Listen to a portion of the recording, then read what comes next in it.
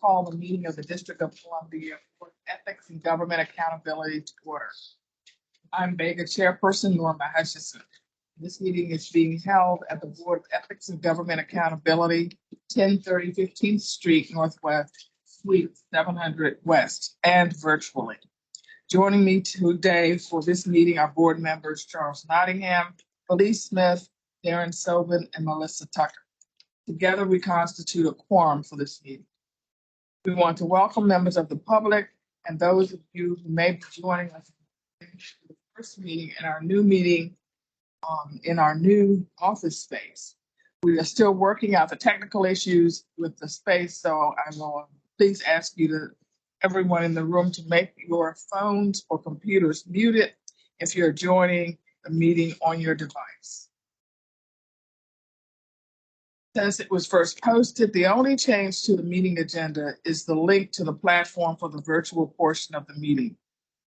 Please take a moment to review the agenda.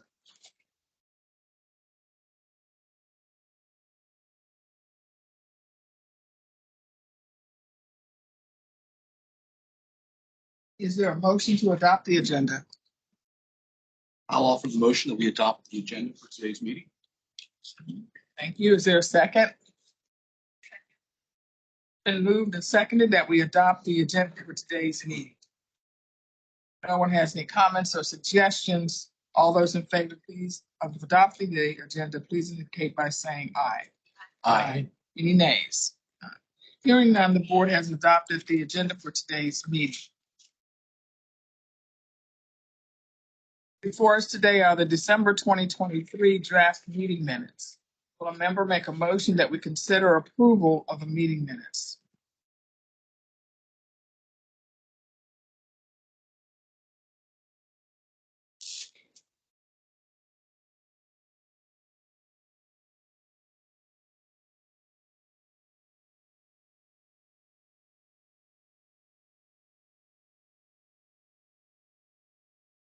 I'll offer the motion that we approve the minutes from the previous meeting in December. Is there a second? Second. It's been moved and seconded that the board consider approval of the December 2023 meeting minutes. I'll give board members a minute to review, ask any questions, and make any suggestions or changes to the minutes.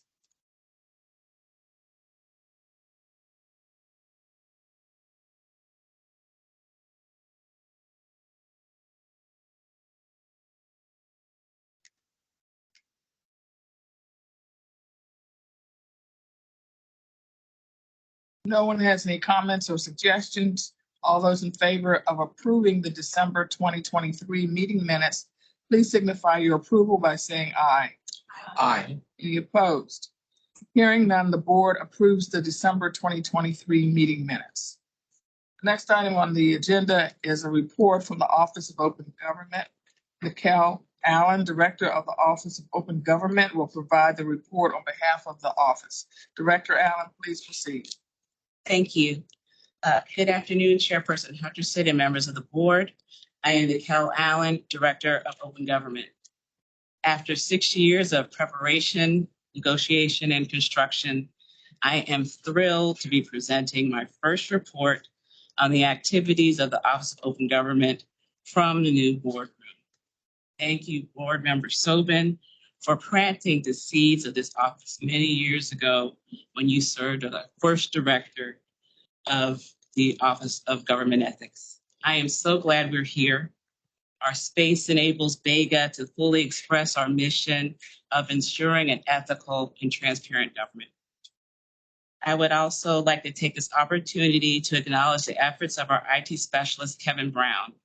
He has gone above and beyond the call of duty to make sure this meeting room was ready for the board meeting today. Thank you, Kevin.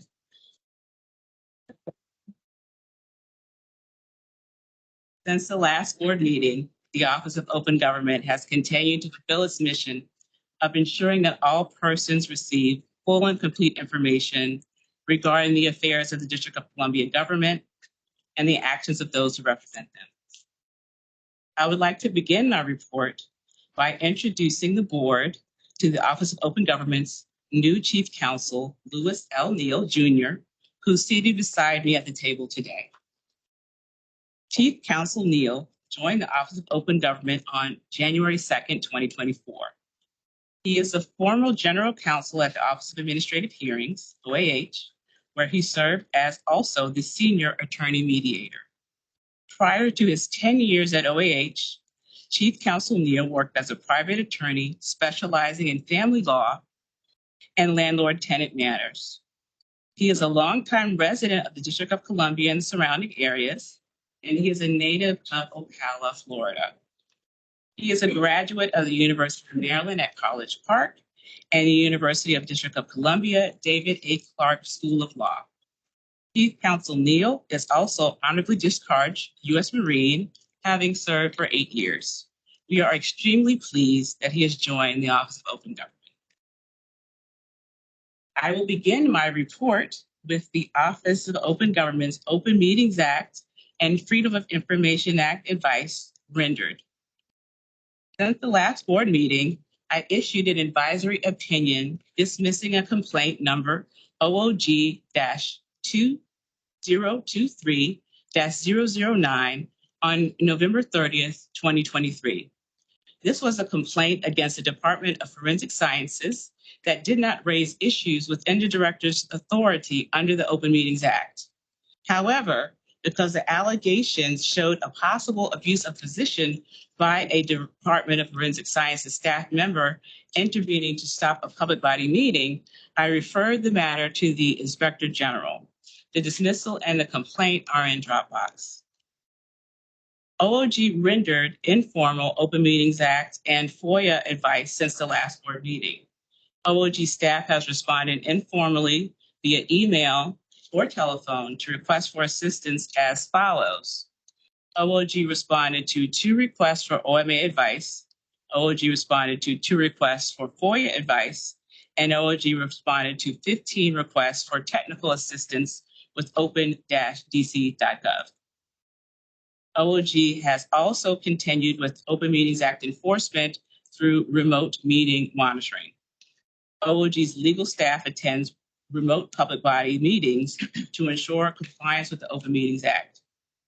OOG's legal staff inspects public body websites and the OOG central meeting calendar for public meeting notices and records.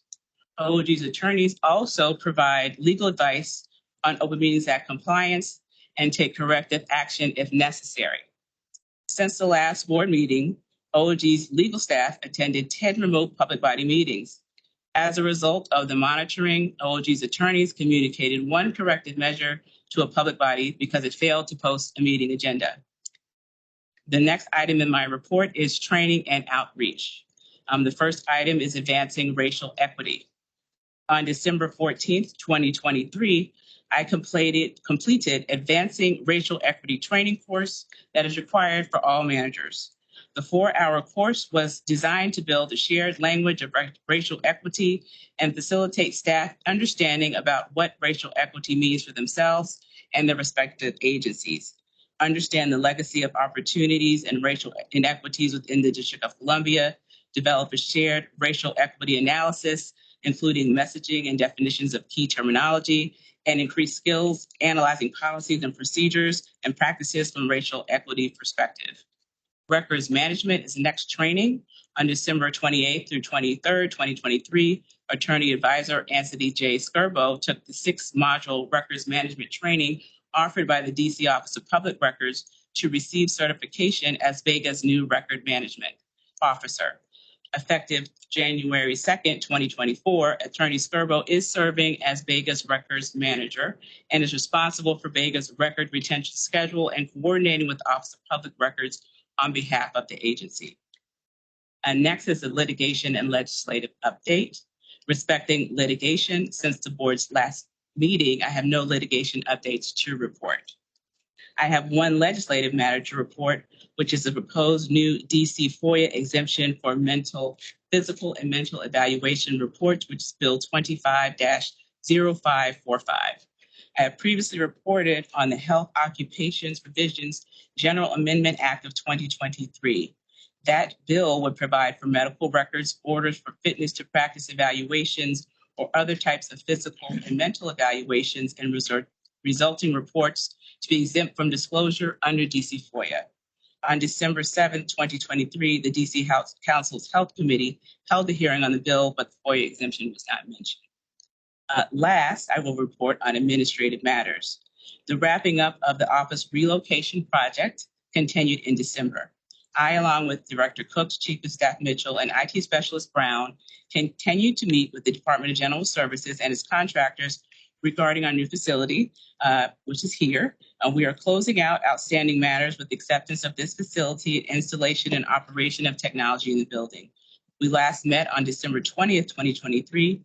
DGS's information technology vendors also met with IT Specialist Brown and several Bega staff members on January 8th, 2024, regarding the technology in the hearing room. Last, it's a performance oversight hearing. Director Cook and I received correspondence from Councilmember Anita Bonds on January 5th, 2024, in her capacity as chairperson of the Committee on Executive Administration and Labor. The committee will hold its annual performance hearing for Bega on Tuesday, January 30th, 2024, beginning at 1 p.m. on the Zoom virtual platform. I look forward to reporting to the committee about OOG's accomplishments in fiscal year 2023 and our goals in fiscal year 2024 in a few weeks. This concludes the Office of Open Government's January 11th, 2024 report. I'm happy to answer any questions the board may have at this time. Thank you, Director Allen. Are there any questions for Director Allen? Why are they doing our oversight hearing by Zoom? We're not in person anymore? Usually Councilmember Bonds will call us in person. I think it's just to have more participation. So I think it'll be hybrid, just like. Oh, so I'll here, but it'll be, others can view by Zoom. Okay, correct. That's what she put in her letter. She said it was Zoom platform, but we're prepared to appear in person. Any other questions? Thank you, Director Allen. Next on the agenda is a report from the Director of the Office of Government Ethics, Ashley Cooks. Director Cooks, please proceed. Good afternoon, Chairperson Hutcheson and members of the board. I'm Ashley Cooks, the Director of Government Ethics. I'm pleased to present this report on the activities of the Office of Government Ethics, OGE. First is an update on the status of OGE operations. The information reported today regarding OGE's cases will not reflect any status changes that may occur because of actions taken by the board during today's meeting. First, open investigations by status. We have 29 matters that are open, 2 matters that are open for negotiations, for a grand total of 31. We have 2 matters that are undocketed. 2 open undocketed matters.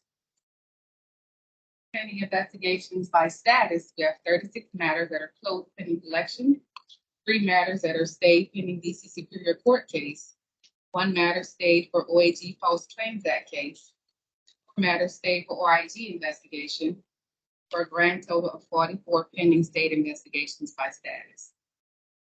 For regulatory matters by status, we have 40 matters that are closed pending collection, 3 matters that are open, for a grand total of 43. Again, we currently have 31 open investigations and 8 investigations that are stayed. The number of open, preliminary, and formal investigations includes 5 new matters. The investigative team resolved 3 investigations since the board last met. This total does not reflect the number of complaints that were dismissed for a lack of jurisdiction. OGE published its quarterly complaint report for the first quarter of fiscal year 2024 on January 8th. The report and related press release are in the Dropbox for your review. In addition, OGE has continued its communications and referrals to the Chief Financial Officer's Central Collection Unit, CCU, for collection of delinquent debts. Next is an update on trainings and outreach. First, professional development trainings attended by staff. General Counsel Rashi Raj took the following online trainings. First, ethics for compliance lawyers and compliance officers. Second, uncovering and utilizing your talents and skills. Third, women in leadership, mastering key leadership competencies. Fourth, influencing to positive leadership. Fifth, leading with executive presence. And a 3-hour ethics CLE entitled Staying Out of Trouble in 2023. For trainings conducted by staff, Since December board meeting, OGE has conducted 2 trainings that includes January monthly ethics training and the lobbyist training that was held on December 20th, which had 94 individuals in attendance. During December, 97 employees completed our online ethics training via PeopleSoft, and 5 users completed courses using the learning management. For outreach, OGE is in the process of updating and implementing new training courses for the learning management system. We met with LRN, the vendor that created and hosts our LMS, to discuss new courses that can be added to the system using our existing contract, as well as updating some of the current courses. Supervisory Attorney Stuart Mitchell is in the process of updating the financial disclosure statement training, and she's the point of contact for that project. The LMS has provided the opportunity to train and reach broader audiences of employees. With these updates, our goal is to fine-tune the ethics information we provide and increase the number of courses that are available on the system. Next is an update on the Bega newsletter. On Friday, December 15th, OGE published Volume 8, Issue 6 of its newsletter, Ethically Speaking. The newsletter informs readers of recent enforcement actions taken by the agency and other federal, state, and local ethics boards, ethics advisory opinions, and notable ethics activity within Bega for the prior 2 months. This issue is posted on the Bega website, and it was placed in the Dropbox. The next issue is scheduled to be published in mid-February. Next is an update on advisory opinions and advice. For informal advice, OGE's legal staff provided advice for approximately 16 ethics inquiries, which is 26 less than 42 reported at the last board meeting. This number does not include responses that are provided to questions regarding the lobbyist and FPSP filing systems. For formal advisory opinions, OGE is in the process of drafting an advisory opinion that addresses the obligation surrounding cooperating with ethics investigations and the prohibition on retaliation. Also in the works is an advisory opinion on the use of official social media accounts opposed to personal accounts. For the annual best practices report, on December 21st, 2023, Bega transmitted its annual best practices report to the council in the office of the mayor per DC Official Code Section 1-1162.02B. The report highlights the activities of OGE and OOG. It provides recommendations for actions to be taken by the council and or the mayor to further strengthen the district's public integrity and transparency laws. Regarding ethics, the report provides an assessment of ethical guidelines and requirements for employees and public officials. The ethics recommendations consist of the passage of a comprehensive code of conduct, which would, number 1, streamline the financial disclosure reporting system to use a bright line salary threshold for determining filers. 2, increase the limits under the gifts rules. 3, implement restrictions on providing professional services for compensation. 4, add an outside employment notification requirement for all financial disclosure filers. 5, require annual ethics trainings for all covered individuals. And 6, include language to clarify the provisions of the nepotism statute. The report also includes recommendations regarding lobbying. Number 1, requiring mandatory training for lobbyists. 2, increasing the fines for reporting from $10 per day with the maximum of $300 to $100 per day with the maximum of $5,000. And 3, increasing the registration fees to from $50 to $100 for nonprofit entities and from $250 to $350 for for-profit entities. And lastly, removing the exemption for registration for certain nonprofit entities. Next is an update on legislation and rulemaking updates. First is the financial disclosure rulemaking. OGE is in the process of identifying boards and commissions that do not meet the definition of public official under DC Official Code Section 1-1162.0147 for purposes of financial disclosure, but that engage in duties that create a conflict of interest or the appearance of a conflict of interest. OGE is in the process of drafting a rulemaking that would designate those boards or commissions as public financial disclosure statement filers. The draft proposed rulemaking will be presented to the board at the next meeting. The Lobbyist Registration Fee and Civil Penalty Amendment Act of 2023, as part of the FY 2025 Budget Support Act, OGE has recommended an amendment to the Ethics Act that will increase the lobbying registration fees and fines. Bega's fees and late filing penalties for lobbyists are on the lower end of the spectrum compared to other jurisdictions.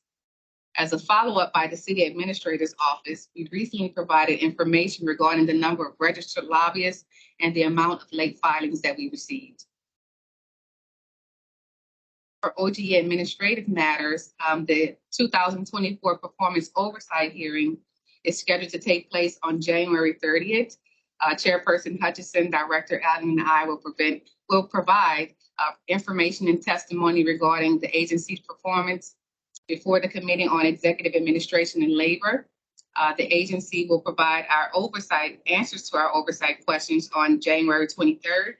I look forward to highlighting the achievements of OGE. Next is an update on financial disclosure statement, FDS.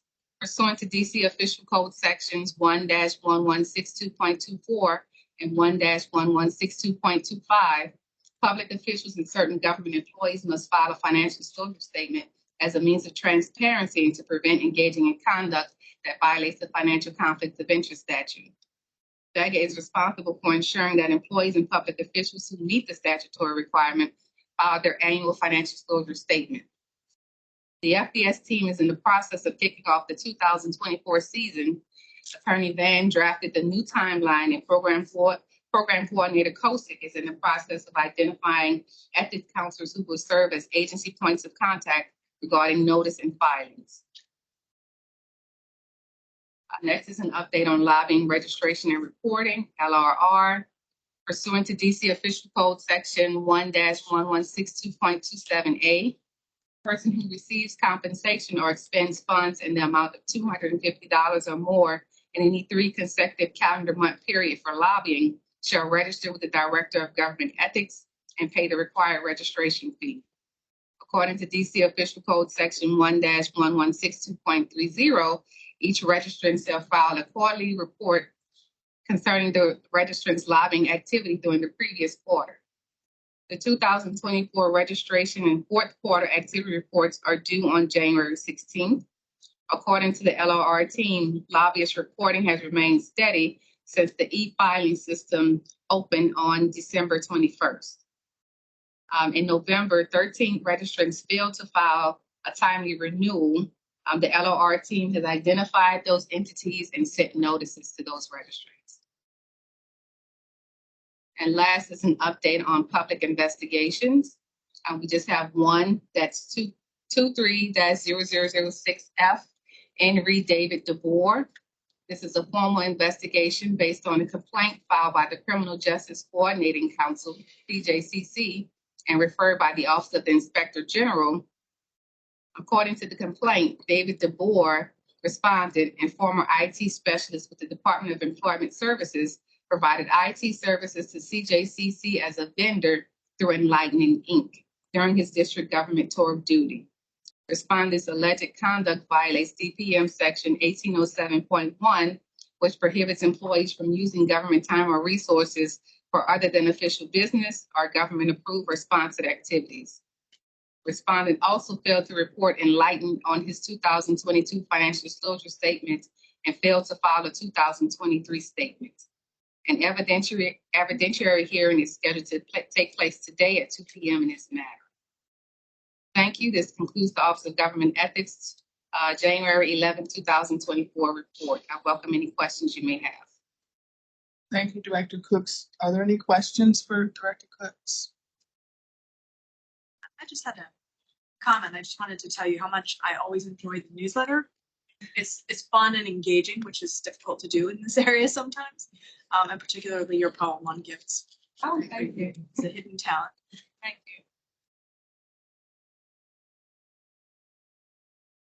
you. Next on the agenda are public comments. Public was invited to submit comments in writing by 11 a.m. today, and none were received by 11 a.m. If there are members of the public in the audience at this meeting, you have an opportunity to make comment at this time. I don't see. I wouldn't know anymore. So many new faces. The next item on the agenda is the executive session or closed session.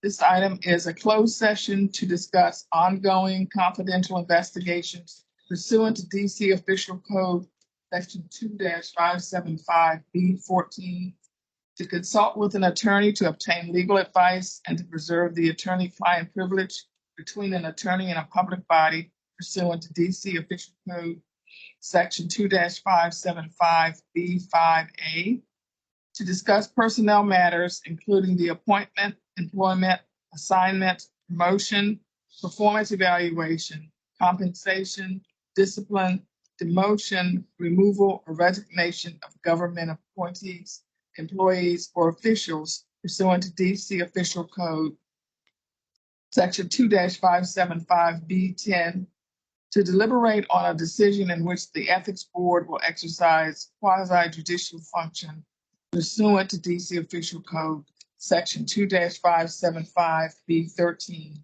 and to discuss contract negotiation strategies pursuant to D.C. Official Code Section 2-575B2. May I have a motion to enter into executive session? So moved. It's been moved and seconded that the board enter into executive session. All those in favor, please indicate by saying aye. Aye. Board will convene next door in the boardroom for executive session. Then we will return to this hearing room for the conclusion of the executive session. Report out any matters decided, finish any other business, and adjourn the meeting.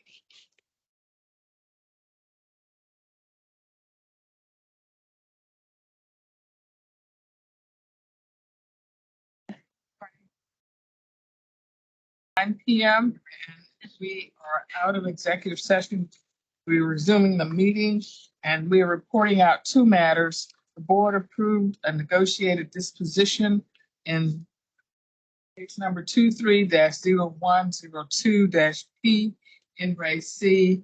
Michelle, and also in matter 23-0091-P in Ray C. Garris. This concludes the meeting of the D.C. Board of Government Ethics and Government Accountability. Our next meeting will be held here at the office, 1030 15th